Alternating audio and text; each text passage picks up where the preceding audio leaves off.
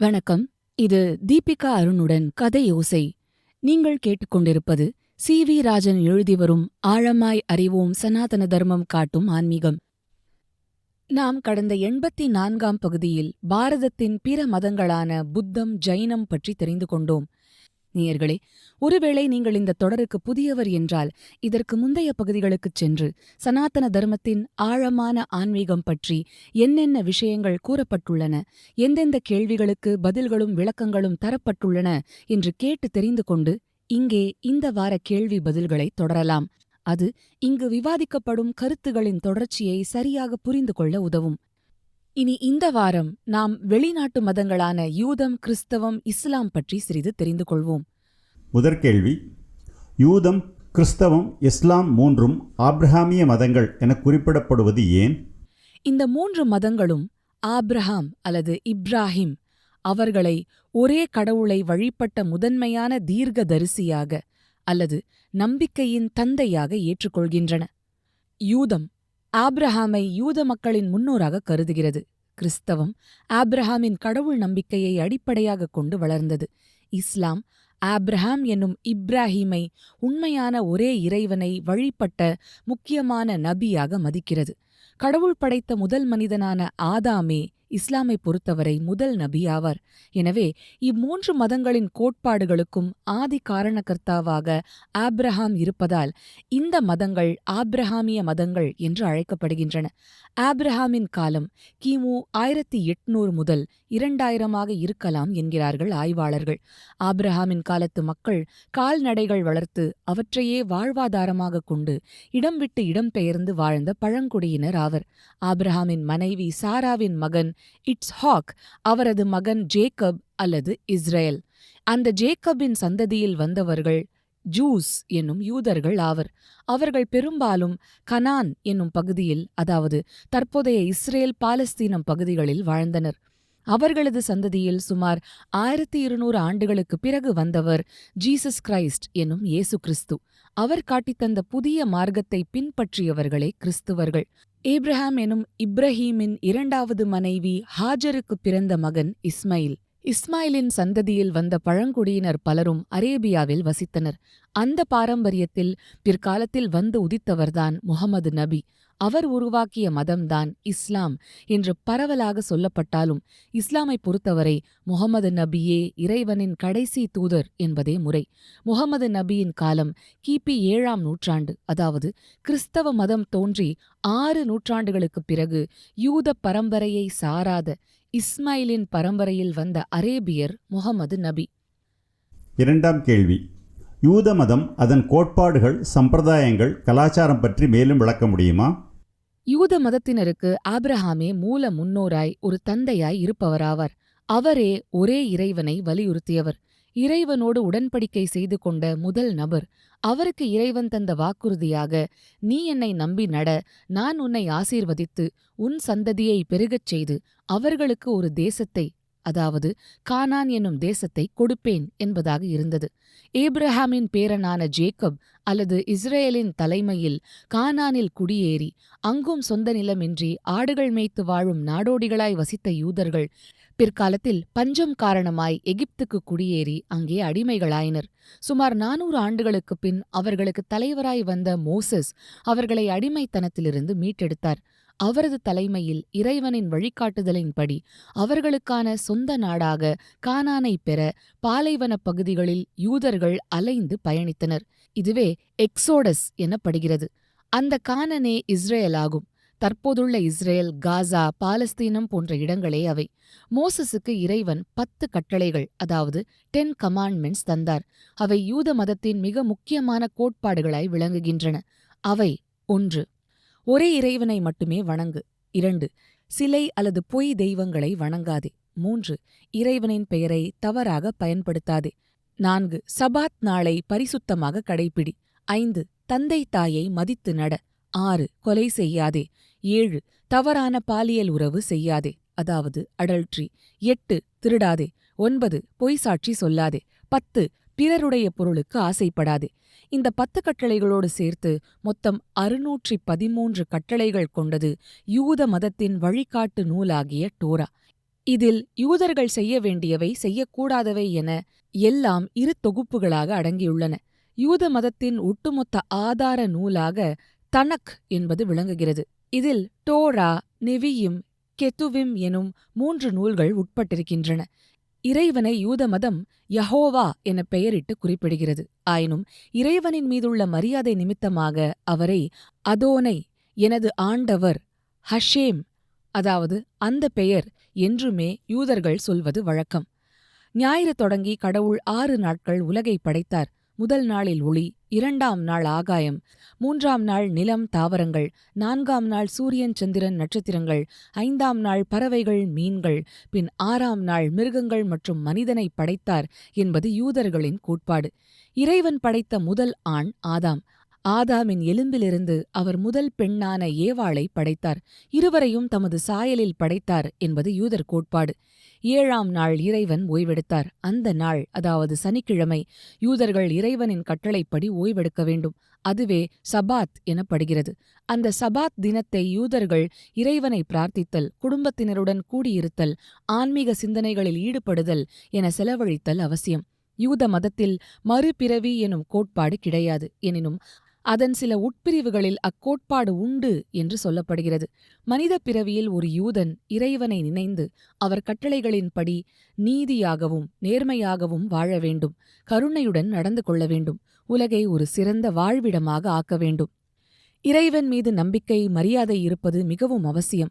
இறைவனை நம்பாதது ஒரு குற்றமாகவும் பாவமாகவும் கருதப்படுகிறது.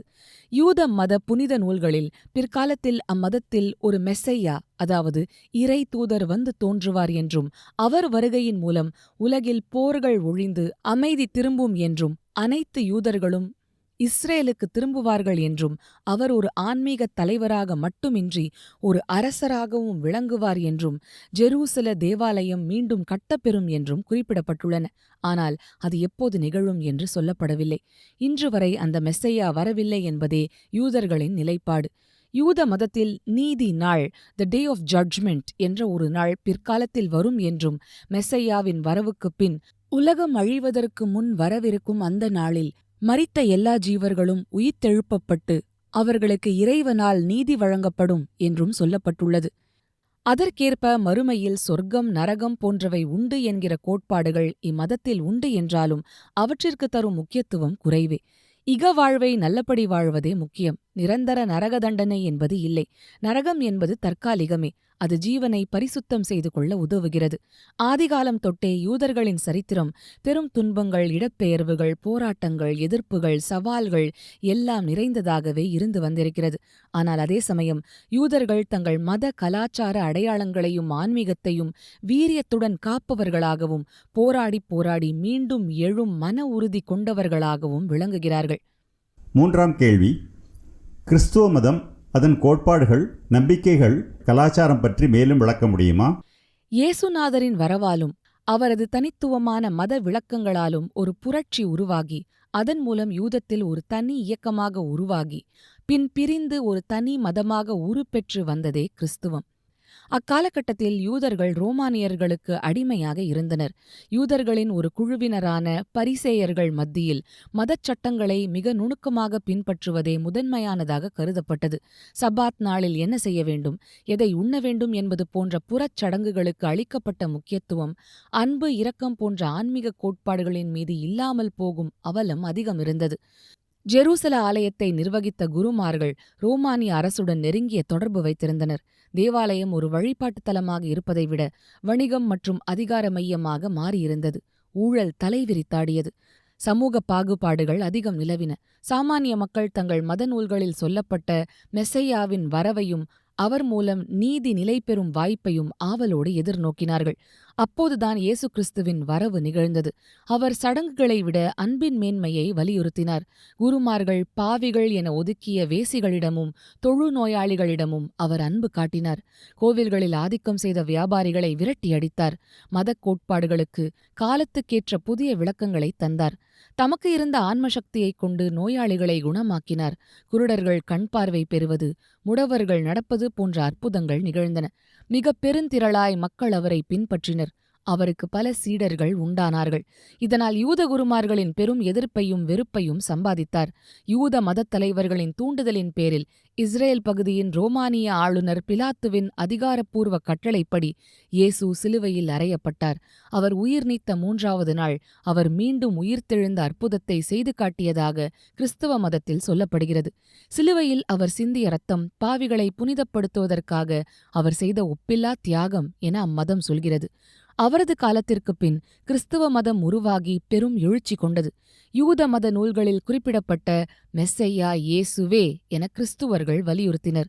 யூத மதத்தின் வேத நூலான தனக்கே சிற்சில மாற்றங்களுடன் பைபிளில் உள்ள ஓல்டு டெஸ்டமெண்ட் எனும் பழைய ஏற்பாடு பகுதியிலும் இருக்கின்றன. இறைவன், அவனது படைப்பு, மனிதகுலத்தின் தோற்றம் பற்றிய கருத்துகள், பிற்கால சந்ததிகள், முக்கிய மதாசிரியர்கள், ஆட்சியாளர்கள் பற்றிய சரித்திரங்கள் எல்லாம் யூத மதத்துக்கும் கிறிஸ்துவத்துக்கும் பொதுவானவையே.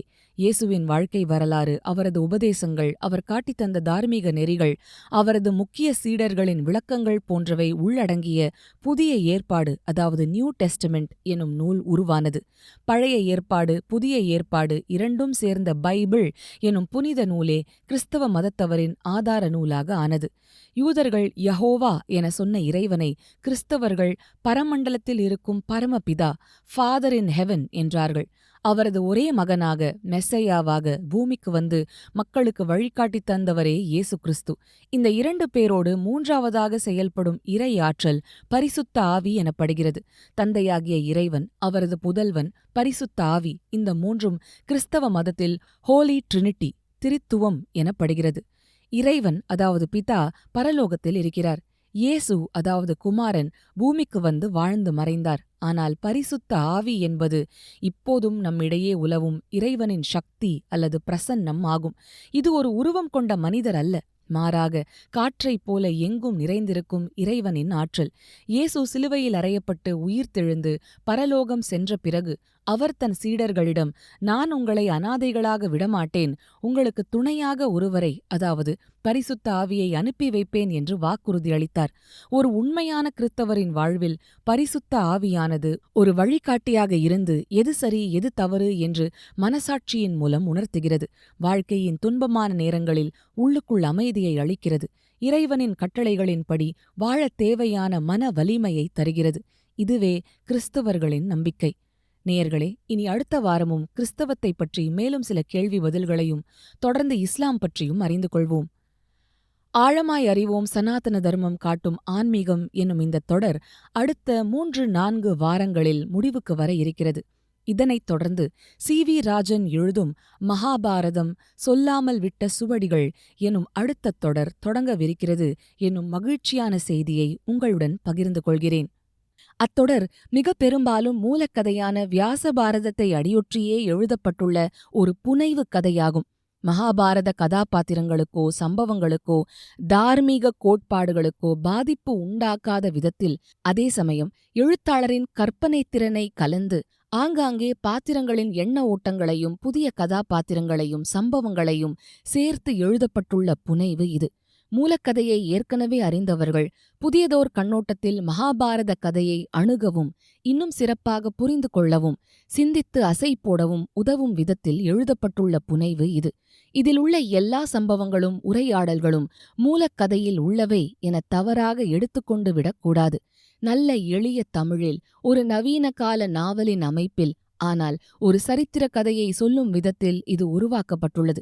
குறிப்பாக ஒலி வடிவில் கேட்க உகந்த விதத்தில் எழுதப்பட்டுள்ளது. பொதுவாக சாண்டில்யன், கல்கி போன்றோர் எழுதும் சரித்திர கதைகளில் இருப்பதைப் போன்ற விரிவான விவரணைகள் இதில் மிக குறைவாகவும், உரையாடல்கள், மன ஓட்டங்களின் வெளிப்பாடுகள் போன்றவை அதிகமாகவும் இருக்கும். பீஷ்மரின் கதையிலிருந்து இது துவங்கும். முன்கதைகளோ துணைக்கதைகளோ கிளைக்கதைகளோ இதில் இடம்பெறுவது மிக அரிதாகவே இருக்கும். வியாச மகரிஷி எழுதியுள்ள மகா காவியத்துக்கோ அதை ஆதாரமாகக் கொண்டு மொழிபெயர்த்தும் சுருக்கியும் எழுதப்பட்ட பிற மகாபாரத படைப்புகளுக்கோ எந்தவித கேடோ பாதிப்போ அவமரியாதையோ செய்யும் நோக்கத்தில் இது எழுதப்படவில்லை என்று உறுதி கூறுகிறோம். சில நவீன எழுத்தாளர்கள் மகாபாரத வில்லன்களை நல்லவர்களாகவும் ஹீரோக்களை பொல்லாதவர்களாகவும் திரித்து எழுதும் கதைப்போக்கு போன்று எதுவும் இப்புனைவில் கிடையாது. நேயர்களே, இந்த பாரத கதையை கேட்க நீங்கள் ஆர்வமாக இருக்கிறீர்களா? உங்கள் கருத்தை தெரிவியுங்கள். நேயர்களே, இனி மீண்டும் அடுத்த வாரம் சந்திப்போம். அதுவரை உங்களிடமிருந்து விடை பெறுவது கதை ஓசை தீபிகா அருண்.